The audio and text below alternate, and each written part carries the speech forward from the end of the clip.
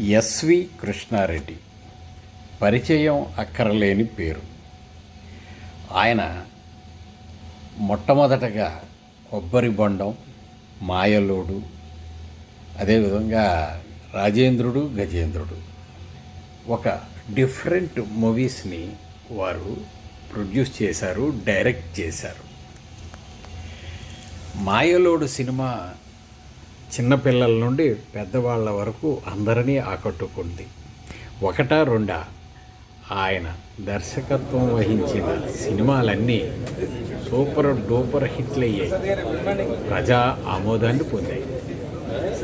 ఆయన దర్శకత్వంలో ఒక అద్భుతమైన మ్యాజిక్ ఉంటుంది. అన్నిటికంటే ముఖ్యంగా ఆయన సినిమాల్లో మాటలు అలరిస్తుంటాయి.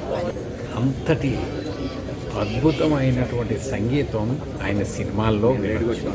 కె విశ్వనాథ్ సినిమాల్లో పాటలకి ఎలాగైతే ఒక పెద్దపీట వేస్తారో అలానే ఈయన కూడా. అయితే ఇక్కడ గొప్ప విషయం ఏంటంటే ఎస్వి కృష్ణారెడ్డి సంగీత దర్శకుడు. ఆయన పాటలను రూపొందించే విధానం అంత గొప్పగా ఉంటుంది. ఇక పాటల సంగతి పక్కన పెడితే ఆ పాటలకు తగిన కొరియోగ్రఫీ ఉంటుంది ఎస్వి కృష్ణారెడ్డి సినిమాలో. చాలా అద్భుతమైనటువంటి పిక్చరైజేషన్ ఉంటుంది. మరి అదే కృష్ణారెడ్డి చాలా కాలం తర్వాత కొంత గ్యాప్ తీసుకొని ఇప్పుడు మళ్ళీ విజృంభించడానికి రెడీగా ఉన్నారు. ఈనాటి తరానికి అనుగుణంగా ఓ గొప్ప సబ్జెక్టును తీసుకొని వేదవ్యాస అనేది ఈ మధ్యనే ఆ సినిమా ప్రారంభోత్సవం అయ్యింది.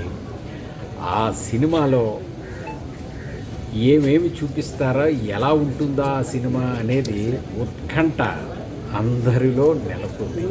ఎందుకంటే ఎస్వి కృష్ణారెడ్డి గారి యొక్క ఆ పిక్చరైజేషన్ కానీ, ఆయన చూపిస్తున్న విధానం కానీ అందరికీ ఇంటిల్లపాది చూసే విధంగా ఉంటాయి.